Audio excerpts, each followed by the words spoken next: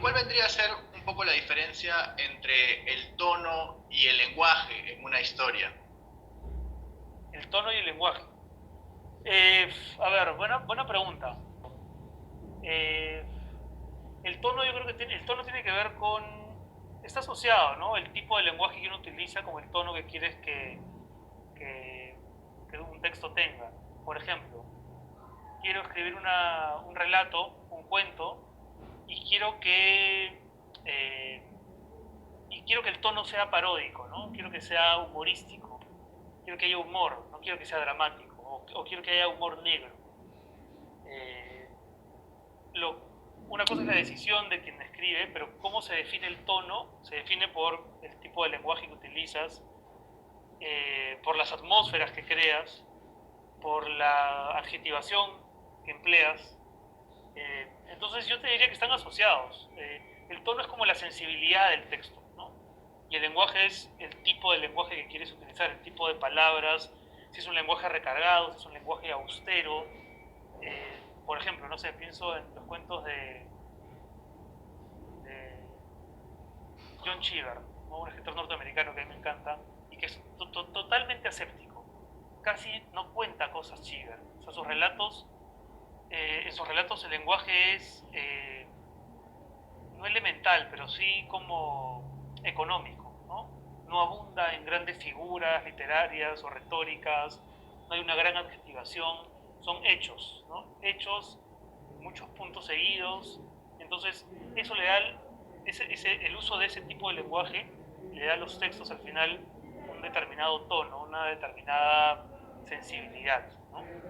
Eh, por ejemplo, el ritmo es otra cosa, ¿no? El ritmo yo creo que está más definido por la puntuación, por cómo se acomodan los párrafos, por qué tan largas son las oraciones, por qué tan encabalgadas van las frases unas con otras. Eh, un texto puede ser ágil o puede no serlo, dependiendo de cómo utilizas los signos de puntuación, y eso creo que le da lo que define el ritmo, ¿no? Pero el tono creo que es una cosa que tiene que ver con la sensibilidad de todo el texto. Por ejemplo, cuando yo escribí Dejarás la tierra, que es una novela donde hablo del origen de mi familia paterna, yo sentía que el tono de esa novela tenía que estar directamente relacionado con, eh, con la anécdota central. ¿No? ¿Cuál es la anécdota central de esa novela? Un cura que en 1820 tiene 7 hijos con una mujer, ¿no? Y por supuesto lo, lo mantienen en secreto. Entonces, esa historia, que es por un lado dramática, pero que también puede contarse de manera un tanto desdramatizada, le estaba definiendo el tono del libro que yo estaba por empezar. Entonces, a medida que fui escribiendo, me fui dando cuenta de que el tono, que al inicio era eh, muy sentimental, ¿no? Eh, mejor dicho, que al inicio no era tan sentimental porque estaba más concentrado en consignar los hechos y en contar lo que había ocurrido. Después me di cuenta de que tenía que ser muy sentimental el tono de la novela, ¿no? Entonces me preocupé de que el lenguaje fuera así, incluso sentimentaloide por momentos. La circunstancia, ¿no? La anécdota central era tan dramática, pero al mismo tiempo, sobre todo sentimental, ¿no? Más que trágica era eso, sentimental, que quería que el tono de la novela en general fuera sentimental. Eh, Ahora, en una novela puede que haya una combinación de tonos, ¿no? No solamente hay un único tono, hay momentos que pueden ser más hilarantes, que pueden ser más dramáticos, pero yo te diría que están asociados, muy asociados el tipo de lenguaje que quieres utilizar con, con el tono que tiene o no al final del texto. Pero Renato, entonces, si tengo el tono, si encuentro el tono, tengo el lenguaje, y no necesariamente al revés. O sea, si tengo el lenguaje puede ser que no encuentre el tono. Si tienes el tono, tienes el lenguaje, sí, yo creo que funciona más en ese sentido. O sea, si defino el tono, sé qué tipo de lenguaje tengo que utilizar, o intuyo qué tipo de lenguaje tengo que utilizar, ¿no? Es importante plantearse, ¿no? Plantearse desde un inicio qué tono quieres que tenga la novela. Pero ojo, una cosa es planteárselo y otra cosa es lo que tú también vas descubriendo mientras escribes, ¿no? Eh, muchas veces lo que tú quieres hacer no es lo que sale al final. César Aira dice eso, ¿no? La literatura es el único ámbito de la vida donde querer no es poder. Esta frase no tan popular de querer es poder, sí, sirve, pero sirve para, no sé, de autoestima, ¿no? Pero en la literatura no sirve, porque si fuera verdad que querer es poder, entonces, no sé, pues todos escribiríamos En busca del tiempo perdido, el Ulises, ¿no? Hoy día voy a escribir una novela como, qué sé yo, eh, como Rojo y Negro, ¿no? Pero eso es imposible, ¿no? No, o sea, por más que uno quiera, no siempre lo consigues. Entonces, ya yo puedo querer escribir una novela con un determinado tono y solamente me daré cuenta de que lo consigo, ¿no? A medida que voy avanzando. Pero es importante intentar definirlo y asociarlo con la anécdota central que está instalada en el corazón del relato. Eso sí creo. De Vargas Llosa, que narra la dictadura de República Dominicana en su momento, ¿cierto? ¿Hasta qué punto la literatura podría ser una suerte de regulador social, ¿cierto? O si es que eso fuese posible, porque hay muchas novelas que hablan sobre dictaduras y estructuras, ¿no? Y liderazgo, y Vargas Llosa un poco es el precursor, me parece, de eso. ¿Hasta qué punto la literatura tiene ese poder de ser una suerte de regulador social, de generar corriente de opinión? ¿Qué piensas tú? Ahora, yo pienso que la literatura es, en la medida en que es, digamos, la literatura se subleva ante la realidad, ¿no? Lo que finalmente hacen los libros es eh, decir algo como, no me gusta la realidad tal como está, ¿no? Y por eso los libros existen. ¿No? Cuando uno escribe una novela, de alguna forma está diciendo, está protestando contra la realidad, ¿no? En ese sentido, el ejercicio literario es un ejercicio bien político también, ¿no? Pero una cosa es que sea político y otra cosa es que sea ideológico. Yo no creo que la literatura sea el espacio donde la ideología del autor tenga que estar necesariamente presente.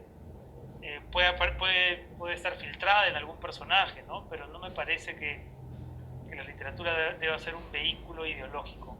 Lo que sí creo, por supuesto, es que con las novelas uno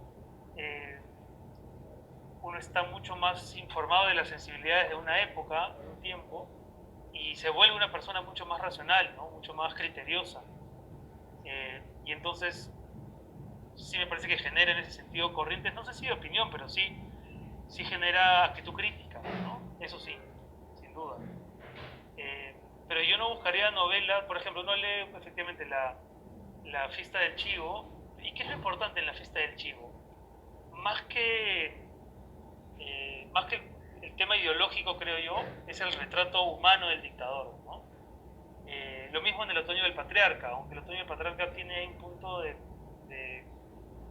parece como una gran farsa en la novela de García Márquez, pero en la fiesta del Chivo hay incluso momentos en los que uno se siente próximo a Trujillo, ¿no? Al dictador. Uno puede incluso llegar a sentir compasión por Trujillo, no por el personaje real, histórico, sino por el personaje literario, ¿no? Entonces, me parece que ese es un logro en esa novela de Vargas Llosa, ¿no? Que uno llega incluso a veces a sentirse más parecido al villano que a alguno de los que funciona como su contraparte. Entonces ahí no hay ideología que está intentando diseminarse, sino hay pura literatura. No sé si te he contestado con eso, pero me reitero en lo que te acabo de decir hace un rato. Creo que las novelas lo que nos dan son herramientas para ser más críticos con la realidad. El escritor necesariamente tiene que luchar y atravesar permanentemente el pudor. Sí, totalmente. Totalmente. De hecho creo que el pudor es un filtro social, ¿no? Es decir, uno siente pudor precisamente respecto de la mirada de otro, ¿no? Respecto del juicio ajeno, respecto de lo que alguien pueda o no pensar de ti. Pero es curioso porque uno tiene que vencer el pudor para contar cosas y igual al someter un texto a la lectura de otro también siempre hay algo de pudor, ¿no? Pero sí, creo que también podríamos definir la escritura como un ejercicio continuo de pérdida del pudor. Sí, me parece que esa es una buena observación. Varios tipos de personas, varias narraciones, o sea, primera, segunda, tercera, o no. o dependiendo el contexto, el capítulo? Por ejemplo, es usual también que a veces los capítulos, un capítulo sea escrito en primera persona y otro en tercera persona. Cuando yo escribía, por ejemplo, Dejarás la Tierra, alternaba un capítulo que era como donde hablaba el narrador desde una contemporaneidad, ¿no? Desde el presente, digamos. Eh, y el narrador siguiente, en el segundo capítulo, hablaba en tercera persona, porque hacía referencia más al pasado. Tal vez sea bueno acotar eso Carlos, ¿no?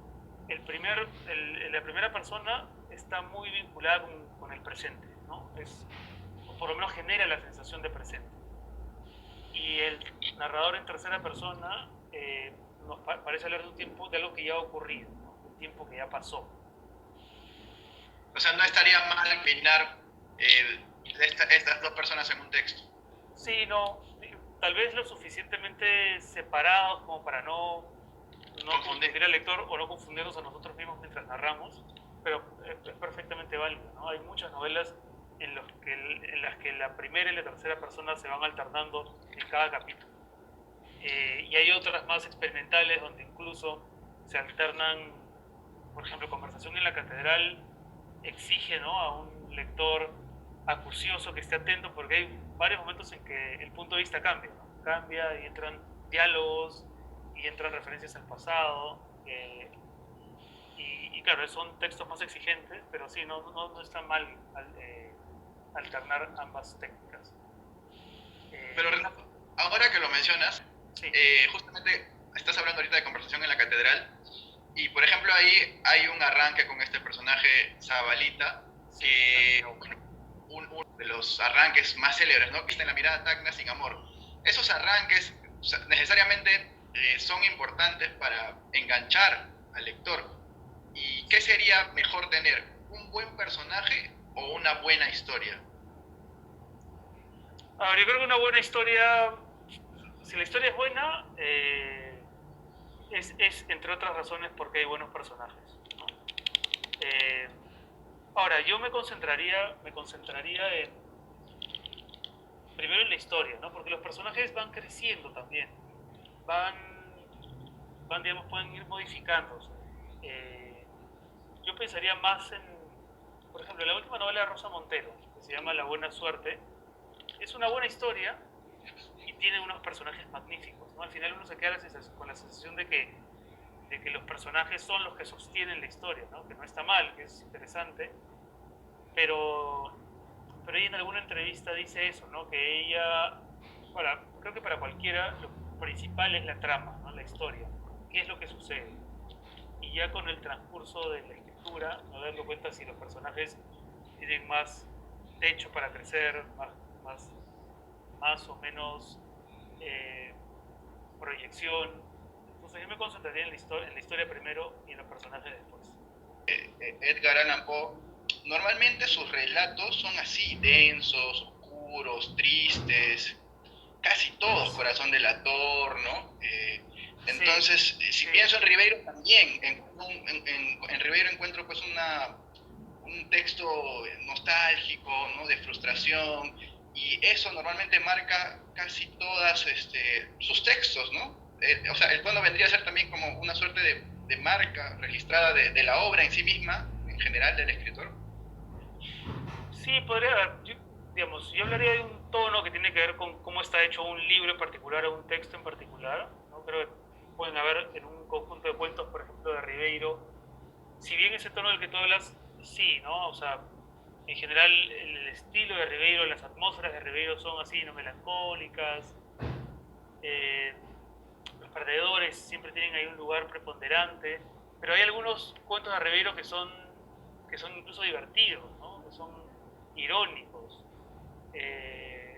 Viejas querellas, ¿no es? Querellas de la vieja quinta, como fue el título de este cuento famoso, Tristes querellas de la vieja quinta, ¿no?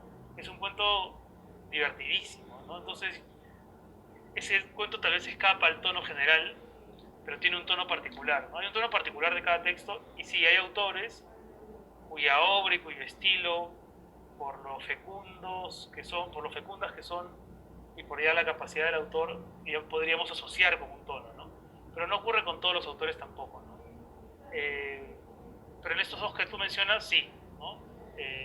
Yo el tono lo relaciono con un texto, pero si nos ponemos a pensar, hay autores que están asociados a una determinada forma de contar las cosas. Por ejemplo, Weber y Bukowski también normalmente siguen un mismo estilo, ¿no? Respetan la forma de construcción de sus cuentos, el lenguaje, el ritmo, el tono, casi siempre. Sí, sí, Carver también, Hemingway también, es verdad, ¿no? Pero igual yo no sabría, pero sí, o sea, sí podríamos decir sí, que tiene un tono riveriano, por ejemplo, ¿no? Sí, o un tono tipo Edgar Allan Poe, sí, podría utilizarse la palabra también. Pero en cuanto a un texto, el tono está asociado con el lenguaje que utilizas, ¿no? Y la intención que tienes.